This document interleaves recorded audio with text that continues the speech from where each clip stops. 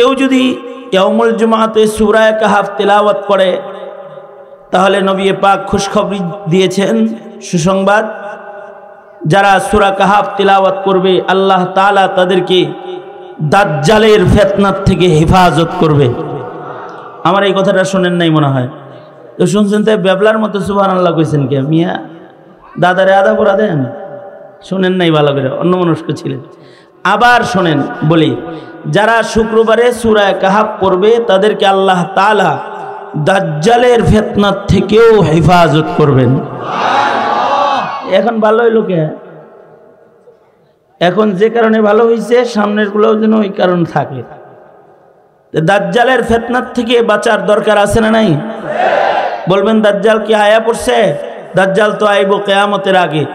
দাজ্জালের ফিতনা যেহেতু ভয়ঙ্কর ফিতনা, এটার জন্য আল্লাহর রাসূল সাল্লাল্লাহু আলাইহি ওয়াসাল্লাম আরো ১৫০০ বছর আগে আল্লাহর রাসূল দোয়া করতেন, নিয়মিত দোয়া করতেন। নবীজি দোয়া করতেন, আয় আল্লাহ, আমি আপনার কাছে দাজ্জালের ফিতনার থেকে পানাহ চাই। নবীজি এই দোয়া করেছেন এবং উম্মতকে নবীজি দোয়া শিক্ষা দিয়েছেন যে ফিতনায়ে দাজ্জাল থেকে আল্লাহর কাছে পানাহ চাও। কারণ দাজ্জাল ভয়ঙ্কর ফিতনা, দাজ্জাল অনেক ভয়ঙ্কর ফিতনা। এক হাতে থাকবে জান্নাত, আর এক হাতে থাকবে দোজখ। এক হাতে পানি, এক হাতে আগুন।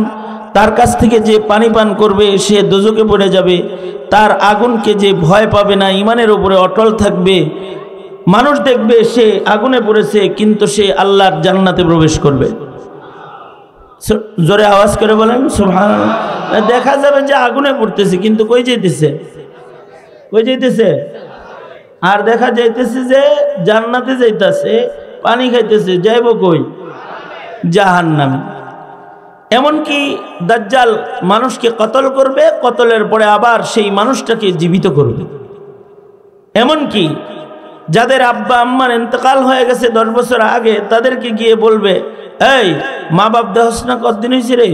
ওই 10 বছরের কম না, 20 বছরের কম না। মা বাপ দেখতে মনে চায়? হ্যাঁ, দেখতে তো মনে চাবেই। মা বাবা কার না দেখতে মনে না চায়? দাজ্জাল এত ভয়ঙ্কর ফিতনা যে সন্তানের 10 বছর 20 বছর আগের মরে যাওয়া আব্বা আম্মাকে জিয়ারত করাবে। অর্থাৎ ইবলিস শয়তান সন্তানের সামনে দাজ্জালের নির্দেশে তার পিতামাতার আকৃতি ধরে উপস্থিত হয়ে যাবে। তার মানে হলো ইবলিস শয়তানও দাজ্জালের অনুগত হবে। এত বড় ফিতনা হলো ফিতনায়ে দাজ্জাল। এই দাজ্জালের ফিতনার থেকে আল্লাহর রাসূল সাল্লাল্লাহু আলাইহি ওয়াসাল্লাম ১৫০০ বছর আগে আমাদেরকে দাজ্জালের ফিতনার থেকে বাঁচার দোয়া, বাঁচার আমল আল্লাহর রাসূল শিক্ষা দিয়ে গেছেন। ফিতনা চেনা দরকার, ফিতনার থেকে বাঁচা দরকার। যারা দাজ্জালকে চিনবে তারা দাজ্জালের ফিতনায় পড়বে না। তারা বলবে, এতদিন পর্যন্ত দাজ্জাল তোর ফিতনা সম্পর্কে আমার জ্ঞান অর্জন হয়েছে, ইলমুল ইয়াকিন হয়েছে, এখন তোকে চোখে দেখে আমি বুঝে ফেলেছি আসলেই তুই একটা বড় শয়তান। যারা ফিতনা চিনবে তারা দাজ্জালকে দেখে এরকম চিনে ফেলবে এবং তারা কালিমার উপরে অটল থাকবে। দাজ্জাল তাদেরকে হত্যা করবে, তারা শহীদ হয়ে তাৎক্ষণিক তারা আল্লাহর জান্নাতে প্রবেশ করবে। আল্লাহু আকবার বলেন। আর যে চিনবে না, যে তার ধোঁকায় পড়ে যাবে, সে দোজখে পড়ে যাবে। এ কারণে আমাদের মাদারিসে কওমিয়াতে কিতাবুল ফিতান আলাদা অধ্যায়, ফিতনা ফাসাদের অধ্যায় পড়ানো হয়, যে যুগে যুগে কি কি ফিতনা এসেছে, সামনের ফিতনা কেমন কেমন হতে পারে, এর উপরে তাকরীর করা হয়, এর উপরে বয়ান হয়। কিতাবুল ফিতান পড়ায় প্রজন্মের মানুষদেরকে ফিতনার ব্যাপারে সতর্ক করা হয়। কারণ আল ফিতনাতু আশাদ্দু মিনাল কাতাল, হত্যাকাণ্ডের চাইতেও অনেক বেশি ভয়ঙ্কর হলো ফিতনা। কারণ যেখানে ফিতনা শুরু হয়ে যায় সেখানে রক্তের সাগর প্রবাহিত হয়ে যায়।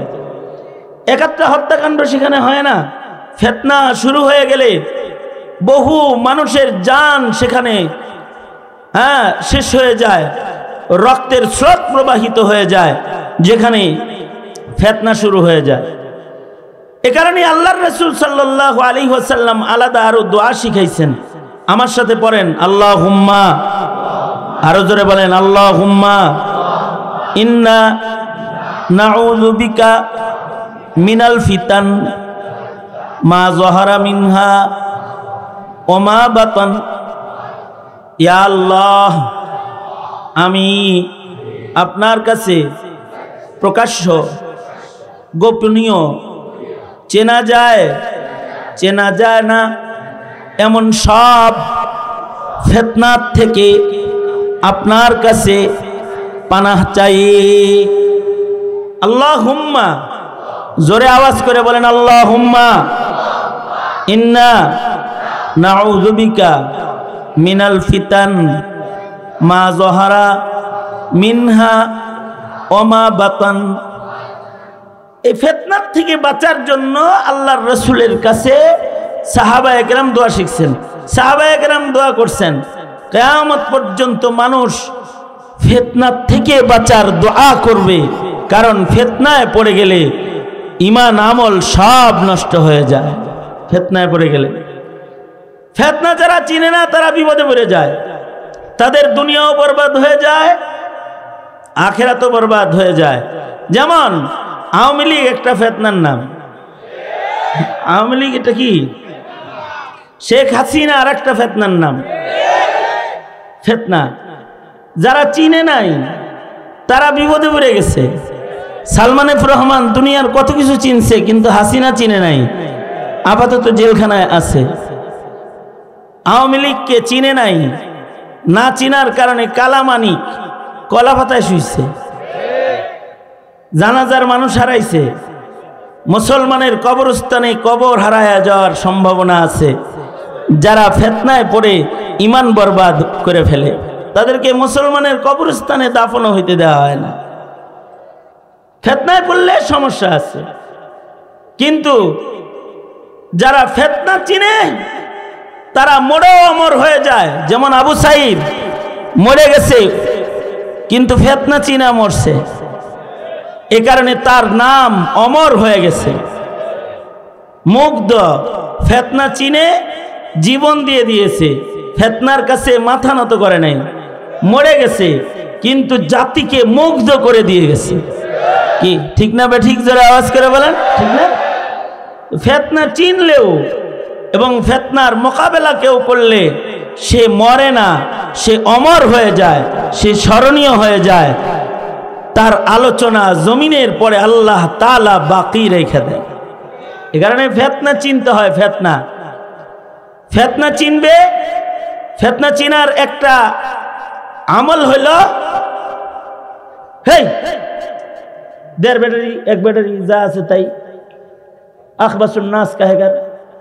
গালিগালাজ করতে চাই না, কিন্তু যখন কথা শোনে না তখন গালি ছাড়া আর কোনো উপায় থাকে না। খবিস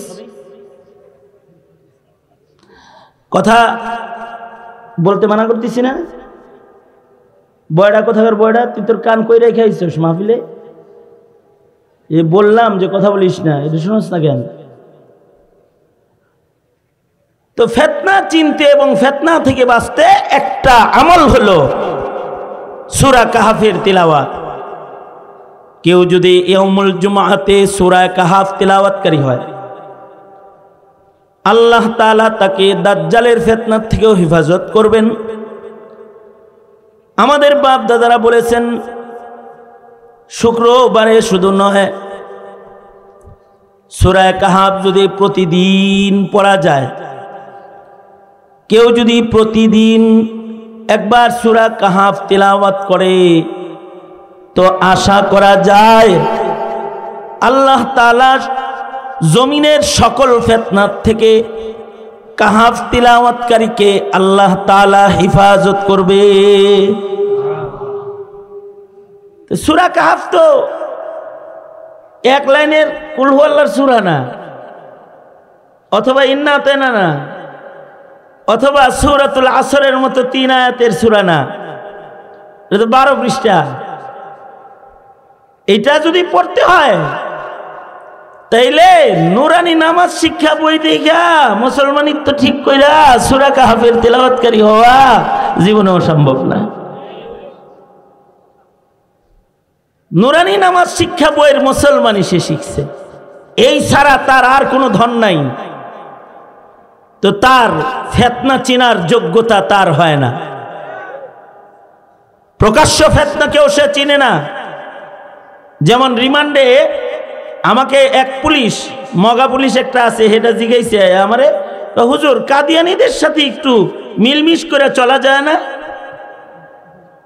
আবার তার জিজ্ঞাসা ছিল আমার কাছে, হুজুর কাদিয়ানীরা কি আসলেই কাফের? তার মানে কতটুকুন মগা হইলে কাদিয়ানী কাফের এটা জানে না, অথচ নামে মুসলমান নাম বুকের উপরে লেখা আছে। প্রকাশ্য ফিতনাও সে চিনে না। বহু এমপি মন্ত্রী আছে, নাস্তিক্যবাদ ফিতনাকে তারা চিনে না। আরে খোদ শেখ হাসিনা যদি নাস্তিক্যবাদকে চিনত, তাহলে নাস্তিকদেরকে এমপি বানায়, আলেমদেরকে জেলখানার ভেতরে আটকায় এমন অত্যাচার করার মতো হিম্মত সে করত না। সে নিজেও ইনুরে চিনে না, শাহরিয়ার রে চিনে না, মুরগিসর রে চিনে না। ফিতনা ফাত্তান যারা, তাদেরকে চিনে না। ফিতনা চিনার জন্য ইলম লাগে। কি লাগে? ইলম লাগে। এ কারণেই তলাবুল ইলমি ফরিদাতুন আলা কুল্লি মুসলিম, সকল মুসলমানের উপরে অতটুকুন ইলম শিক্ষা করা ফরজ, যা দিয়ে ফিতনা চিনা যায়, ঈমান বাঁচানো যায়, আমল বাঁচানো যায়। ঠিক না বেঠিক জোরে বলেন? অতটুকুন ইলম সবাই শিখা কি ফরজে আইন, অতটুকুন শিখতেই হবে। আর যদি অতটুকুনের পাশাপাশি আর একটু বেশি ইলম শিখে যে সূরা কাহাফ পড়তে পারে, সকাল বেলায় সূরা ইয়াসিন পড়তে পারে, সন্ধ্যা বেলায় সূরা ওয়াকিআ তিলাওয়াত করতে পারে, ঘুমের আগে সূরা মুলক পড়তে পারে, শেষ রাত্রিতে সূরা রহমান, সূরাতুর রহমান পড়তে পারে, মাঝে মাঝে নামাজে দাঁড়ায় লম্বা কেরাত পড়তে পারে। যদি এতটুকুন তিলাওয়াতকারী কেউ হয়ে যায়, তাহলে তাকে তো আল্লাহ তাআলা দাজ্জালের ফিতনা থেকে হেফাজত করবে। হাসিনারে বহু সচিব চিনে নাই, বহু শিক্ষিত চিনে নাই, বহু সরকারি বড় পদে বসা অফিসার চিনে নাই, কিন্তু যারা সূরা কাহাফ পড়ে তারা চিনছে। আলেমরা চিনছে, তলবে ইলমরা চিনছে, তারা রক্ত দিয়েছে, কিন্তু হাসিনার পক্ষ নেয় নাই। শাপলা চত্বরে পাখির মতো গুলি করে তাদের মারছে, কিন্তু তারা মাথা নত করে নাই। মোদি বিরোধী আন্দোলনে তাদেরকে রাস্তায় শহীদ করেছে, জেল জুলুম অত্যাচার যা করা মানে কল্পনায় আসে না, তার চেয়ে বেশি অত্যাচার করেছে, কিন্তু এই আলেমরা মাথা নত করে নাই। কারণ এটা যে ফিতনা, এটা যে দিল্লি, এটা ঢাকা না, এটা চিনছে। হ্যাঁ, আলেমদের সান্নিধ্যে মুক্তিযোদ্ধার সন্তানদের একটা গ্রুপও চিনছে। তারা চিনা লাইছে যে আসি ঢাকায়, কিন্তু ঢাকায়ও দিল্লি বয়ে রয়েছে। একটা ফিতনার কারণে তখন স্লোগান তুলেছে, দিল্লি না ঢাকা। এটা কি দিল্লি না ঢাকা? এই জোরে বলো না কেন, কি এটা? হ্যাঁ, ঢাকা। কিন্তু কিছু কিছু আছে, এরা ঢাকাকে মনে করতো যে এটা দিল্লি। ঠিক একজনে বললি কেন, ঢাকারে তারা দিল্লি মনে করত। কিন্তু যারা ফিতনা চিনে তারা বলেছে, এক সাগর রক্তের বিনিময়েও ঢাকাকে দিল্লি হতে দেব না, দিল্লিওয়ালাকে ঢাকায় থাকতে দেব না। তারা শপথ করেছে। তারা যখন শপথ করেছে, তখন কিন্তু দুলহান বনে চলে গেছে, কিন্তু দিল্লির লোক দিল্লিতে চলে গেছে। কোথাও জায়গা পায় নাই, দিল্লিতে জায়গা হয়ে গেছে। এই যে ফিতনা, এই ফিতনা চিনতে হয়। যারা ফিতনা চিনে তারা ফিতনার থেকে বাঁচতে পারে, আর যারা ফিতনাকে চিনে না তারা ফিতনায় পড়ে যায়।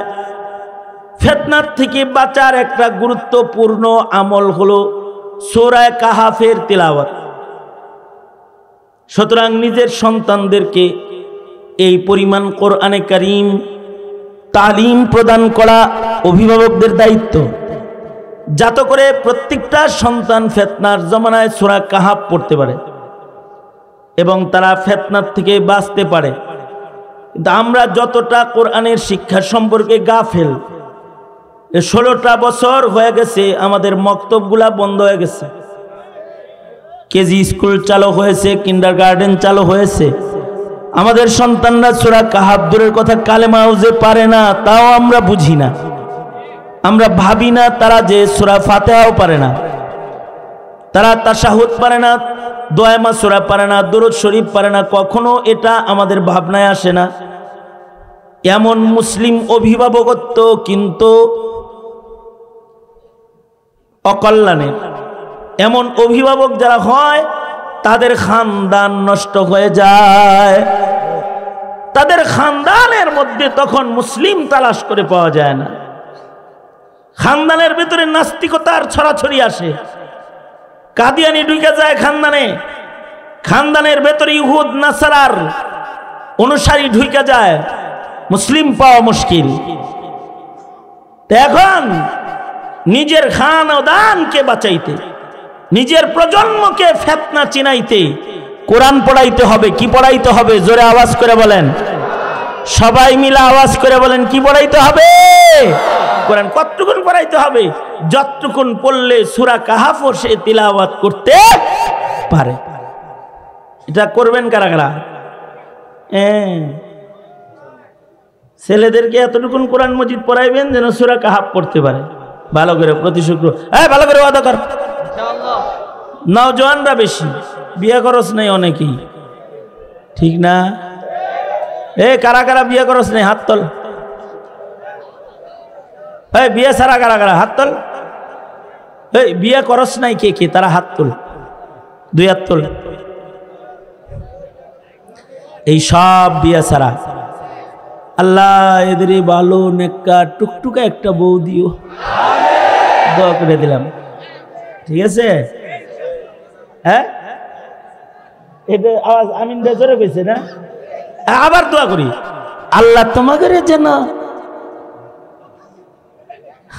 খালি দেখতে টসটসে সুন্দরী বউ না, নেককার, পরহেজগার, দিনদার, ইমানদার, আবেদা, সালেহা, কানেতা, জাহেদা বিবি আল্লাহ যেন তুমি করে দান করে। এই ফিরি ফিরি যে এই দোয়াটা করলাম ঠিক হয় নাই? ঠিক হয়েছে? ফিরি দিয়ে দিলাম যে দোয়াটা, খাওয়াইছিস বেটা, মোল্লার কাছ থেকে দোয়া নিতে গেলেই তো হয় না? খাওয়াবি কবে? বিয়ের দিন। সুতরাং নেককার বিবি লাগবে এবং বিবির সাথে মুআহাদা হবে, স্বামী স্ত্রীর অঙ্গীকার হবে এটা যে আমরা আমাদের সন্তানকে ডক্টর ইঞ্জিনিয়ার বানাই, অসুবিধা নাই, কিন্তু তাদেরকে সূরা কাহাফ পড়নেওয়ালা মুমিন বানাবো যাতে তারা দাজ্জালের ফিতনাও চিনতে পায়। কে? ঠিক না? এই অঙ্গীকার করাইবা। যারা বিয়ে করছেন তার হাত তুলতে কইতেছে না, দেখো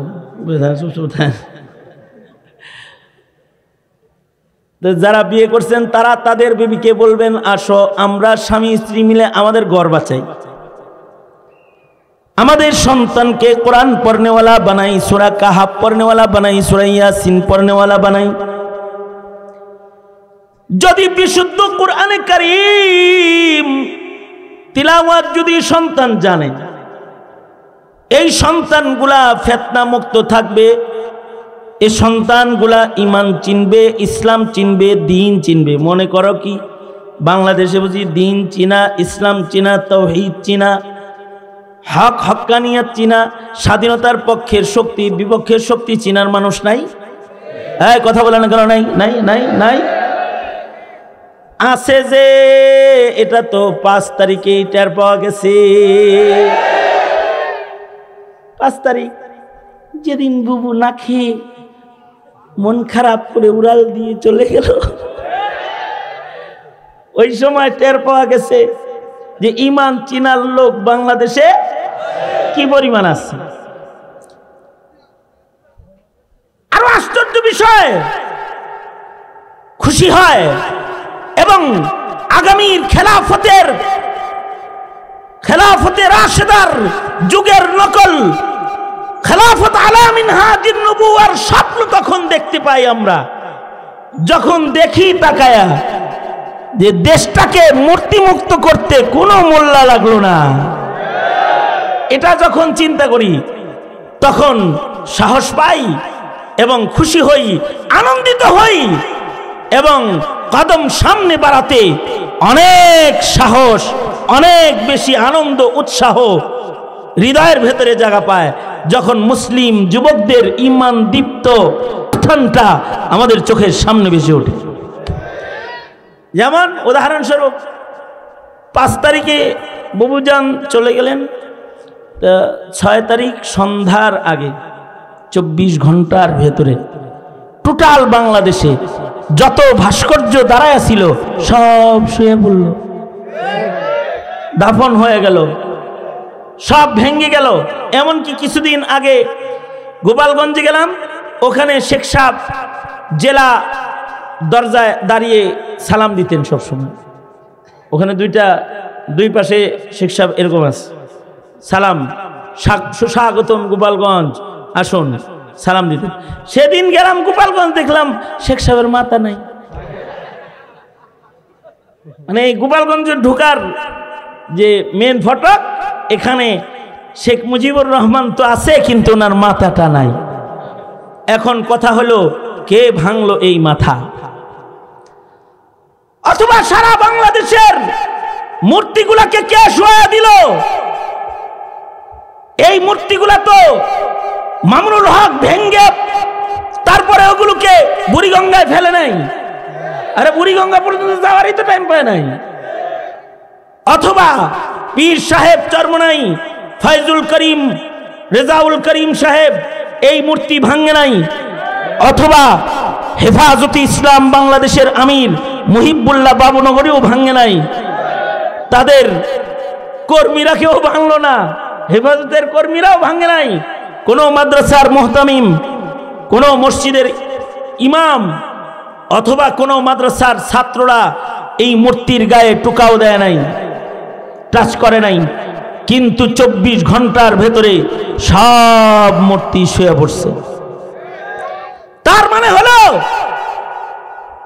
বাংলাদেশের মাটিতে ইমানদারের ঘরে এমন তাওহীদবাদী মুমিনরা স্কুল, কলেজ, রাস্তাঘাট, শ্রম এরিয়ার ভেতরেও বিদ্যমান আছে, যারা তাওহীদ রক্ষা করার জন্য আলেম ওলামার নির্দেশের অপেক্ষা করে না, কোন দলের কর্মসূচির অপেক্ষা করে না, তাওহীদ রক্ষা করার জন্য আর মূর্তি গুড়াইয়া দেওয়ার জন্য তাদের ব্যক্তিগত সিদ্ধান্ত যথেষ্ট হয়ে যায়। গোটা দেশ থেকে মূর্তি তারা দাফন করে ফেলেছে, মাটির সাথে মিশিয়ে দিয়েছে, মাত্র 24 ঘন্টার ব্যবধান। সুতরাং যারা ইসলাম বিদ্বেষী স্বপ্ন দেখো, ইসলামকে যারা অপছন্দ করো, তারা এগুলোর থেকে শিক্ষা গ্রহণ করো। নাস্তিকদের হাউমাউ আর নাস্তিকদের হইচই দেখে এইটা কল্পনা করবে না দেশটাই বুঝি নাস্তিকের হয়ে গেছে। এ দেশ আগেও ছিল মুসলমানের দেশ, এখনো আছে শাহজালালের দেশ, শেখুল হিন্দের দেশ, শেখুল হাদিস আল্লামা আজিজুল হক রহমতুল্লাহ আলাইহির দেশ। এই দেশ অলি বুজুর্গদের দেশ, দাওয়াত ও তাবলীগের দেশ, আগেও ছিল এখনো আছে। কেউ ইসলাম নিয়ে চক্রান্ত করলে তাকে হয়তো দিল্লি নয়তো ওয়াশিংটন অথবা কোনো দাদার কদমে যেয়ে থাকতে হবে, মুসলমানের মাটিতে জায়গা পাবে না। সুতরাং এটি একটা বুঝ, এই যে ইমানি একটা বুঝ, এই বুঝটা মুসলমানের হৃদয়ে সবার ভেতরে থাকাই তো দরকার। যদি সবার ভেতরে থাকতো তাহলে ভাস্কর্যের বিরুদ্ধে কথা বলার কারণে মামুনুল হককে মামলা দেওয়া সম্ভব হতো না, গ্রেফতার করা সম্ভব হতো না। যদি সবার এই দিনই বুঝ থাকতো তাহলে নাস্তিকরা সংসদের চেয়ারে বসে আলেমদের উপরে অত্যাচার করতে পারতো না। সবার যদি এই বুঝগুলা থাকতো, এই বুঝগুলা তো ইমানি বুঝগুলা তো প্রতিটা মুমিনের দরকার। ইমানি শিক্ষা, ইমানি চেতনাবোধ প্রজন্মের প্রত্যেকটা মুসলমানদের শিক্ষা দিতে লাগবে সহি একটা তালিম। সেটা হলো ইলমে দ্বীনের তালিম। যে ইলমে দ্বীনের দ্বারা সে ফিতনা চিনতে পাবে, জমিনে ইসলাম বিদ্বেষী শক্তিকে সে চিনতে পাবে, সে কাদিয়ানিকে চিনবে, নাস্তিককে চিনবে, ইহুদ নাসারাকে চিনবে। তার ঈমান, তার ইসলাম বাঁচায়া চলার জন্য সে যোগ্যতা অর্জন করবে। তখন ফিতনার সাগরও যদি বয়ে যায়, তার ইমানি শক্তি দিয়া সাঁতরায়া সে তীরে চলে যাবে, সে নাজাত পেয়ে যাবে, মুক্তি পেয়ে যাবে। এ কারণে প্রতিটা অভিভাবকের জিম্মাদারি সন্তানদেরকে ফিতনা থেকে বাঁচাইতে, প্রজন্মের প্রত্যেকটা সন্তানকে আমরা দ্বীন শিক্ষা দিব ইনশাআল্লাহ। বলেন, সেই দ্বীন শিক্ষার একটি ভূমিকা পালন করে ইবতেদায়ী মাদ্রাসাগুলো, নুরানি মাদ্রাসাগুলো, হেফজখানাগুলো, এগুলো এই ভূমিকা পালন করে। হ্যাঁ, এখনো পৌঁছে নেই, তাড়াতাড়ি নিয়ে আসেন। সুতরাং সন্তানদেরকে মক্তব শিক্ষা নিশ্চিত করুন। মক্তবের শিক্ষা, সকালবেলার সবাহি মক্তবগুলো বন্ধ। অভিভাবকরা তাদের সন্তানকে ইমানি শিক্ষা নিশ্চিত করুন ইনশাআল্লাহ। বলেন, কারা কারা এই দায়িত্ব গ্রহণ করলেন? বুঝেন নাই? এই মাইকেল, আওয়াজ বাড়া বেটা, ইকো বন্ধ করে দিয়ে আওয়াজ বাড়া, জম বাড়ান বাড়া, শুনে না তো?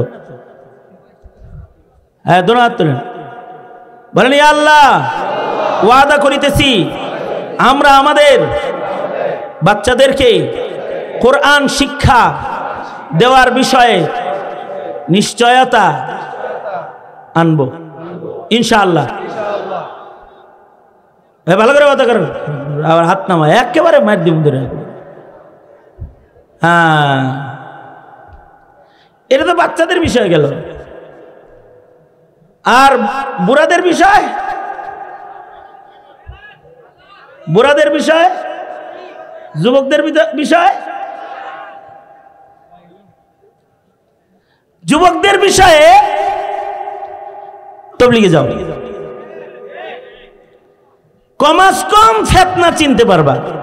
তবে তবলিগটা যদি সাদিয়ানিগুলোকে করো, তাইলে ফিতনা নিজে করবা। কারণ তখন তুমি টুপিওয়ালা নামাজি মাইরা গাজী হওয়ার ধান্দা করবা। বেটা কাদিয়ানি চলে যাস না, এদেশে ইসলামের দুশ্মন চোখে দেখাস না। আলেম ওলামা যারা ইসলামের জন্য জেল জুলুম অত্যাচার সয়ে যায়, তারা যেই দাওয়াত তবলিগের পক্ষে কথা কয়, তোরা সেই দাওয়াত তবলিগের বিপক্ষে অবস্থান গ্রহণ করে হেলমেট বাহিনীতে পরিণত হয়ে তোরা ইজতেমায় ঢুকে লাশ ফেলে দিস। তোরা কি মনে করেছ ফিতনা চিনিস? জিনিস নেই। সুতরাং তাবলীগ করতে যে আবার আওয়ামী লীগ হয়ে যাওয়া যাবে না। যেই তাবলীগ মারামারি করে সেই তাবলীগ কিন্তু আওয়ামী লীগ। তাবলীগ তো করবা, কিন্তু তাবলীগটা আলেমদের নিগরানিতে করবা। যদি উলামায়ে দ্বীনদের নিগরানিতে তবলীগের কাজটাও যুবকরা করতে পারো, তাহলে ঈমান চিনবা, ইসলাম চিনবা।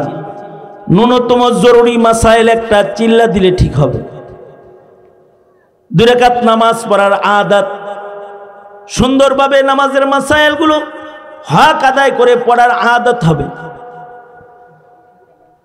তখন আমলগুলা ওজনদার হবে, আমলগুলা নষ্ট হবে না। 60 বছর যদি নামাজ পড়ো, 60 বছরের নামাজের ভেতরে যদি মাসাইল না থাকে, যে নামাজের মাসআলা বাদে নামাজ পড়েছো, 70 বছর পরে নামাজ পড়ো কিন্তু তোমার এখনো পর্যন্ত নামাজের মাসাইল ঠিক হয় নাই, তাইলে কিন্তু এই নামাজগুলা নষ্ট হয়ে গেল। এই নামাজগুলা মিজানের পালায় ওজন হবে না। যদি বান্দার জিন্দেগীর নামাজ, বান্দার জিন্দেগীর ইবাদত, এটাকে নষ্ট না করে যদি মিজানের পালায় এটাকে যদি ওজনদার বানাইতে হয়, তাহলে ইবাদত শিখতে হবে, ইবাদতের মাসাইল শিখতে হবে, ইবাদত ইখলাসের সাথে করা শিখতে হবে, ঈমানের হিফাজত করা শিখতে হবে। কারণ যদি ঈমান নষ্ট হয়ে যায় তাহলে তার ইবাদতের কোনো কাজ হবে না। যার আকীদা নষ্ট, তার ইবাদত তাকে কোনো উপকার করবে না। যার আমলের ভেতরে রিয়া ঢুকে গেছে, ইখলাস নাই, তার আমল, তার ইবাদত মিজানের পালায় ওজনদার হবে না। যার ইবাদতের মাসাইল বিশুদ্ধ নয়, মাসআলা জানে না, তার ইবাদতগুলো নষ্ট হয়ে যাবে, মিজানের পালায় সেগুলো উপকার হবে না। আল্লাহ তাআলা তার বন্ধুর মাধ্যমে উম্মতকে বলে, সাবধান উম্মতেরা, তোমরা তোমাদের দুনিয়ার জীবনের মেহনতকে বরবাদ করবা না, নিজের আমলগুলোকে নষ্ট করবা না। কুল হাল নুনাব্বিউকুম বিল আখসারিনা আ'মালা আল্লাযীনা দাল্লা সা'য়ুহুম ফিল হায়াতিদ দুনিয়া ওয়া হুম ইয়াহসাবুনা আন্নাহুম ইউহসিনুনা সুনআ। মনে মনে মন কলা খায় যে অনেক নেক আমল তার আছে, কিন্তু ঈমান ঠিক না থাকার কারণে নেক আমলের দাম নেই। মনে মনে হিসাব আছে, তার জীবনে ইবাদত অনেক, কিন্তু লিল্লাহিয়াত না থাকার কারণে, মুখলিস না হওয়ার কারণে, নিয়ত খারাপ হওয়ার কারণে তার অনেক ইবাদতের ভান্ডার তাকে জান্নাতের পথ দেখাবে না। অথবা সে তো হিসাব করতেছে আমি 5 ওয়াক্ত নামাজ পড়ি, নামাজ ভঙ্গের কারণও সে জানে না, ওযু ভাঙ্গার কারণও সে জানে না, ওযু কেমনে করতে হয় তাও জানে না, নামাজ কেমনে পড়তে হয় তাও জানে না, তো তার নামাজ তাকে কোনো উপকার দিবে না। সঙ্গত কারণে এই নামাজ শিখার দরকার, সঙ্গত কারণে ইবাদতও শিখতে হয়, ইবাদত করার আগে ইবাদত শিখতে হয়। ইবাদত শিখবা কোন জায়গায়? ইবাদত শিখার জায়গা হলো দাওয়াত ও তাবলীগ। একটা চিল্লাও যদি কোনো যুবক লাগায় তাহলে তার 2 রাকাত নামাজ ঠিক হয়ে যাবে, তার আজান, তার ইকামত, তার কালেমা, তার আদিয়ে মাসুরা, সুন্নত দোয়াগুলো ঠিক হয়ে যাবে, তাসবিহাতগুলো আদায় করার বিশুদ্ধ তরিকা তার ভেতরে এসে যাবে, কাইফিয়াতে সালাত, নামাজের উত্তম সুন্নতের গঠন তার ঠিক হয়ে যাবে, এমনকি নিয়ত, ইখলাস এটাও ঠিক হয়ে যাবে, মাসাইল জানবে, তো তার এই সব ঠিক হয়ে যাবে। যখন ঠিক হয়ে যাবে তখন তার অল্প আমল নাজাতের জন্য যথেষ্ট হয়ে যাবে। আর এগুলো যদি ঠিক না হয় তাইলে ইবাদত তো করবে অনেক, কিন্তু তার ইবাদত তাকে কোনো উপকার দিবে না। যেমন আমাদের শেখ হাসিনা, উনি প্রতি উপজেলায় একটা করে মডেল মসজিদ করছেন, অনেক বড় নেকামল। মসজিদ বানায় তো যারা ইমানদার তারাই মসজিদ বানায়, ইমানদারেরাই মসজিদ বানায়। উনি মসজিদও বানাইছে অনেক, 70 রাকাত করে নফল নামাজ পড়ছে, 80 রাকাত 70 রাকাত, ইবাদতও অনেক, ডেইলি কোরআন তেলাওয়াত করছে। কিন্তু ইমানে সমস্যা, খাতির ইমানদারদের সাথে না, খাতির হলো মুশরিকের সাথে। যাদের দাবি করে ভাব ধরে ইমানদারের, কিন্তু খাতির রাখে ইহুদি নাসারার সাথে, তাদেরকেই বলা হয় মুনাফিক। তাদেরকে কি বলা হয়? মুনাফিক। ইমানদারের খাতির তো ইমানদারের লগে না হইব, মসজিদে নববীতে ওই সকল ইমানদার যারা নবীর পিছনে নামাজ পড়ত, মসজিদে নববীতে ইবাদত করত, লম্বা পাগড়ি পরে ঘুরত, কিন্তু তাদের খাতির সাহাবীদের সাথে না। তাদের খাতির ছিল মদিনার ইহুদিদের সাথে, নাসারাদের সাথে, বেঈমানদের সাথে তাদের উঠা বসা, তাদের সম্পর্ক। নেক আমল অনেকের অনেক আছে, কিন্তু উঠা বসা হয়ে গেছে কাফেরের সাথে, উঠা বসা হয়ে গেছে নাস্তিক মুরতাদ বেঈমানের সাথে, ইমানদারের সাথে হলো দুঃসম্পর্ক। তার কর্মকাণ্ড এটা প্রমাণ করে তার ভিতরের ঈমান নষ্ট হয়ে গেছে। যদি কারোর ঈমান নষ্ট হয়ে যায়, কর্মকাণ্ডের কারণে যদি ঈমান নষ্ট হয়ে যায়, তখন তার নেকির কাজও তাকে কোনো উপকার করে না। এই ঈমানের এই সূক্ষ্ম বিষয় অথবা আমলের সূক্ষ্ম সূক্ষ্ম মাসাইল, এই সব বেশি সময় লাগবে না, মাত্র একটা চিল্লা 40টা দিন কেউ লাগাবে। তো তাবলীগের 6 উসুলের 1 নাম্বার হলো ঈমান। ঈমানের কথা শিখাবে, কালিমা শিখাবে, লা ইলাহা ইল্লাল্লাহর মর্ম বুঝাবে, লা ইলাহা ইল্লাল্লাহ কিভাবে রক্ষা করতে হয় এটা বুঝাবে, মুহাম্মাদুর রাসূলুল্লাহ কিভাবে হেফাজত করতে হয়, কিভাবে নবীর উপরে ঈমান রাখতে হয় এগুলো শিখাবে। তাকে নিয়ত শিখাবে, তাকে ইলম শিখাবে, তাকে জিকির শিখাবে, তাকে নামাজ শিখাবে, তাকে কোরআনে কারীমের তিলাওয়াত শিখাবে, বিশুদ্ধ করে কিছু সূরা মাত্র 40 দিনে তাকে ঠিক করে দিবে। এই বিশ্বব্যাপী দাওয়াত ও তাবলীগের এই মিশন, এই মিশনটা হলো যারা ছোটবেলায় মক্তবে পড়েও তাদের ঈমান, তাদের আমলকে সহি করে নাই, বিশুদ্ধ করে নাই, ঠিক করে নাই, তাদের আমলগুলো ঠিক করার মিশন হলো দাওয়াত ও তাবলীগ। সুতরাং দাওয়াত ও তাবলীগের মেহনতের সাথে আমাদের সকলের সম্পর্ক রাখতে হবে, ঠিক কিনা? কারা কারা চিল্লা লাগাইবা? নিয়ত করো, নিয়ত করো, ইনশাআল্লাহ চিল্লা হবে তো, ইনশাআল্লাহ সাপ্তাহিক আমল হবে। কাদের সাথে? উলামাদের সাথে। কাদের সাথে? জোরে বলো। কারণ উলামাদের সাথে যদি না করো তাহলে মাসালা চিন্তা না, বেজাল লাগাই দিবা। কারণ ইলম ছাড়া মাসাইল বিশুদ্ধ করা সম্ভব না। সুতরাং আলেম ওলামা যেখানে, আলেম ওলামা নাই যেখানে, মনে থাকবো তো, আলেম ওলামা যেখানে আমরা আছি সেখানে, আলেম নাই যেখানে, যেই তাবলীগে আলেম ওলামা নাই ওই তাবলীগে আমরা নাই, যেই খানকায় আলেম ওলামা নাই ওই খানকায় কি ইসলাহে নফস আছে না পাপাচার ঢুইকা যায়, গান বাদ্য এগুলো ঢুইকা যায়। খানকা নামে দুষ্ট কাজের আখড়া হয়ে যায়, ঠিক কিনা? জোরে আওয়াজ করে বলো।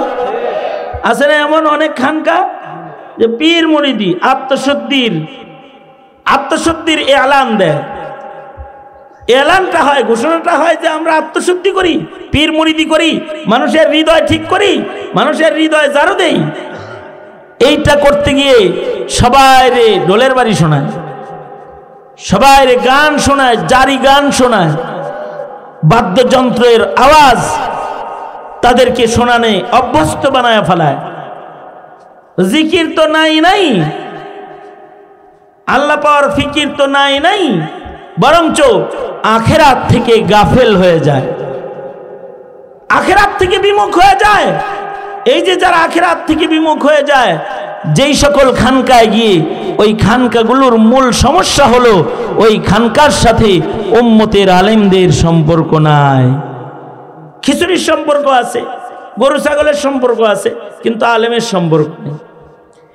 আর যে সকল খানকাগুলোর সাথে ওলামায়ে দ্বীনের সম্পর্ক আছে, সেই সকল খানকায় গেলে ইখলাস যুক্ত ইবাদত করার যোগ্যতা এসে যায়, ইখলাস যুক্ত ইবাদত করার যোগ্যতা এসে যায়। খুলুসিয়াত, ইখলাস, নিয়ত, হৃদয়ের স্বচ্ছতা ওই সকল খানকায় গেলে এসে যায়। এই হৃদয়ের স্বচ্ছতা যেটা, এটা যার যত উন্নত হবে তার আমল মিজানের পালায় তত বেশি ওজনদার হবে। আল্লাহর রাসূল বলেন, قال رسول الله صلى الله عليه وسلم رب عمل صغير تعظمه النية رب عمل كبير تصغره النية। আল্লাহর নবী বলেন, কিছু কিছু আমল আছে, আমলগুলা ছোট কিন্তু নিয়তের কারণে মিজানের পালায় আমলগুলো বড় হয়ে যাবে। আর কিছু কিছু আমল আছে, আমলগুলা অনেক বড় কিন্তু নিয়ত খারাপ হওয়ার কারণে আমলগুলা কম ওজন, ওজন নষ্ট হয়ে যাবে। কই হ্যাঁ তকবীর দে, কি পাইপের ভিতরে ঢুকছে না মাহফিলের ভিতরে ঢুকছে? কি আমল পাইপের ভিতরে ঢুকছে? আচ্ছা, কিছু কিছু আমলগুলো আকৃতি ছোট কিন্তু নিয়ত অনেক ভালো, নিয়তের কারণে অল্প আমল নাজাতের জন্য যথেষ্ট হয়ে যাবে। সুতরাং ভালো নিয়ত যেটা, এইটা শিখার জন্য তাজকিয়াতুন নুফুসের মেহনতেরও দরকার আছে। জমিনে ইলম রক্ষার জন্য মাদ্রাসা দরকার। ইলম রক্ষার জন্য কি দরকার? মাদ্রাসা দরকার, উলামায়ে কেরাম দরকার। আর জমিনের মানুষের আমল রক্ষা করার জন্য দাওয়াত ও তাবলীগ দরকার। জমিনের মানুষের আমলের ওজনকে বৃদ্ধি করার জন্য তাজকিয়াতুন নুফুস খানকার আমল দরকার, খানকা দরকার। তবে শর্ত, এই খানকা এ তাবলীগ এই সব উলামায়ে কেরামের নিগরানিতে যখন চলবে তখন এটা উম্মতের জন্য উপকারী। যখনই উলামায়ে কেরামের নিগরানি শূন্য হয়ে যাবে তখন এটার ভেতরে ফিতনা ঢুকে যাবে। ফিতনা চিনা কিন্তু এত সহজ কাজ না। সুতরাং আমরা আমাদের বাচ্চাদেরকে দিন শিখাইতে, ইলমি দ্বীনের তালিম এটা অব্যাহত করব, আবশ্যক করব। যুব সমাজ, বয়োবৃদ্ধ যাদের আমলগুলো সমস্যা আছে, যে বিশুদ্ধ সেজদা পারে না, বিশুদ্ধ সূরা কালাম পড়তে পারে না, দোয়া পারে না, এদের এটা ঠিক করার জন্য দাওয়াত ও তাবলীগের মেহনতকে এলাকায় ওলামাদের নিগরানিতে চাঙ্গা করব। আর হৃদয়ের হালাত উঁচু বানাইবার জন্য হক্কানি পীর মাশায়েখদের কাছে গিয়ে আত্মশুদ্ধির আমলও জারি রাখব।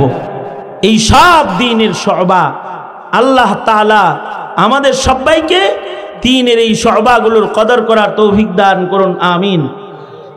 আর আজকের মাহফিলের প্রধান অতিথি আলহাজ কাজী শাহ মুফাজ্জল হোসেন কায়কোবাদ দাদা, উনি আপনাদেরকে সালাম বলেছেন এবং দোয়া চেয়েছেন। আর আগামী 5 তারিখে ঈদগাহ মাঠে, ওখানে বাদ জোহর থেকে গুরুত্বপূর্ণ তাফসীর মাহফিল অনুষ্ঠিত হবে। সেখানে আমিও আছি, মুফতি হাবিবুল্লাহ মোহাম্মদ কাসেমী সাহেব আছে, আরও অনেক ওলামা হযরতরা ওখানে আছে। ওই মাহফিলে আপনারা বাদ জোহর আমন্ত্রিত। বাদ জোহরই শুরু হয়ে যাবে, জোহর থেকে এশা পর্যন্ত। আর ডান পাশে বসে আছেন কায়কোবাদ সাহেবের মামা, সফল চেয়ারম্যান, ওনার জন্য দোয়া করবেন, আল্লাহ তাআলা ওনাকে নেক হায়াতে বারাকা দান করে। এই মাদ্রাসার বড় হুজুর যিনি আমেরিকাতে রয়েছেন, তো তিনি আপনাদের কাছে বিশেষ দোয়া প্রার্থী হয়েছেন। গত মাহফিলেও এসেছিলেন, কিন্তু এই মাহফিলে উনি আসতে পারেন নাই, আগামীতে আসবেন। তো এত সুন্দর একটা আয়োজন উনি উপস্থিত থাকতে না পারাটা, এটা উনি দুঃখ প্রকাশ করছেন। ওনার জন্য দোয়া করবেন। সবচেয়ে বড় কথা, এই মাদ্রাসার ছাত্র এবং হুজুরের খাস শাগরেদ হাফেজ ইয়াকুব আলী সাহেব, ওনার এই মাদ্রাসার সাথে সম্পর্ক হওয়ার কারণে আমরা প্রতি বছর এই মাদ্রাসার মাহফিলটায় আসি। আল্লামা মামুনুল হক সাহেবের আজকের আগমনটাও ইয়াকুব সাহেবের সাথে ওনার এবং ওলামা হযরতদের হৃদ্যতারই একটা বহির প্রকাশ। মোহাব্বতের কারণেই এই সব ওলামা হযরতগণ সবাই এখানে তাশরীফ এনেছেন। হ্যাঁ, আলহাজ আবুল কালাম আজাদ সাহেব উনি এই মাদ্রাসার একজন অভিভাবক, মাদ্রাসার সার্বিক হালাত দেখভাল করতেন, প্রতিষ্ঠাতা। এই জায়গাগুলো ওনার দেয়া। উনি অসুস্থ, ওনার জন্য ওনার ভাতিজা এখানে আছে, আর ওনার জন্য দোয়া করবেন আল্লাহ তাআলা যেন ওনাকে সুস্থ করে দেয়, নেক হায়াত লম্বা করে দেয়। এই মাহফিল, এই মাদ্রাসা দিন দিন তারাক্কি উন্নতি দেয়। আল্লাহ তাআলা এই মাদ্রাসার দিকে এলাকাবাসীকে ঝুঁকায় দেয়। একটা মাদ্রাসা দিনের বাতি, এই বাতি যত পাওয়ারফুল হবে এলাকার শিরিক বিদআত তত দূরীভূত হবে। কি ঠিক না বেঠিক? আওয়াজ করে কোন না, ঠিক না বেঠিক? মাদ্রাসা যত পাওয়ারফুল হবে এলাকার শিরিক বিদআত তত দূরে চলে যাবে, আলো আসবে তো অন্ধকার কেটে যাবে। সুতরাং এই মাদ্রাসা এলাকার জন্য নিয়ামত, রহমত, বরকত। এই মাদ্রাসাটার এই কদরদানি আমাদের যত বেশি হবে এর ফলাফল আমাদের প্রজন্মের জন্য তত বেশি ভালো হবে। আল্লাহ তাআলা অত্র এলাকাবাসীকে এই পাইপ মাদ্রাসার কদর করার তৌফিক দান করেন এবং এই মাদ্রাসাকেও আল্লাহ তাআলা কবুল আর মঞ্জুর করেন। এই মাদ্রাসায় যারা সাদাকা খায়রাত করছে, মরে গেছে, চলে গেছে, তাদের আল্লাহ তাআলা মাফ করে দেন। সবচেয়ে ভালো হয় আজকের এই বিশাল আয়োজন, আপনারা আসছেন, একটা রুমাল পাঠাইতে চাই আপনাদের কাছে। যদি আপনারা সবাই কিছু কিছু আজকে দিয়ে যান তাহলে আজকের নগদ সাদকাটার ওজন অনেক বড় হবে। কারণ মামুনুল হক সাহেবের আগমন লক্ষ্যে আপনাদের আজকের উপস্থিতি, এটা এই ব্যাপক উপস্থিতি, এই ব্যাপক উপস্থিতি থেকে মাদ্রাসা উপকৃত হবে। ভলেন্টিয়ার এখন তো ভিতরে ঢোকান সম্ভব না, কিন্তু আপনারা নিজেরাই যদি 10 হাত দূরে দূরে একজন করে একটু ভলেন্টিয়ার হয়ে যান, আর ভেতরে যদি একটু চক্কর দেন, আর যে যা দিবে নগদ এইটা যদি খালি নিয়ে আসেন এখানে, তাহলে মাদ্রাসাটা উপকৃত হয়। রুমাল নিয়ে অথবা গামছা যাদের হাতে আছে নিয়ে ভেতরে একটু কিছু লোক দাঁড়ান, তো দাঁড়ান, ভেতরে একটু চক্কর দেন। নগদ একটা সাদাকা, যেটা যে যা আনছেন তার থেকে বড় নোটটা দিয়ে গেলেন, বড় টাকাটা দিয়ে গেলেন। তা আপনাদের সবার আজকের সম্মিলিত ছোট্ট একটা সাদকাও আজকে অনেক বড় একটা সাদকা হইতে পারে।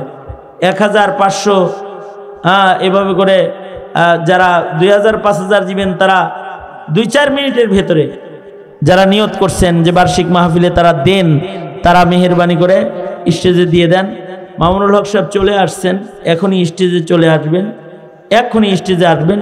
উনি স্টেজে ঢোকার আগেই আপনারা এই রুমালটা চক্করটা কমপ্লিট করে ফেলেন। পকেটে হাত দিছেন, বাইর করছেন, দেন দেন দেন দেন, রুমালে দেন, রুমালে দেন, রুমালে দেন, রুমালের ভেতরে দেন। আর এই রুমালওয়ালাদেরকে একটু চলার জন্য আপনারা একটু একটু রাস্তা দেন, এরা যেন একটু চলতে পারে। এদেরকে একটু সাহায্য করেন, সহযোগিতা করেন, ওদেরকে চলতে দেন।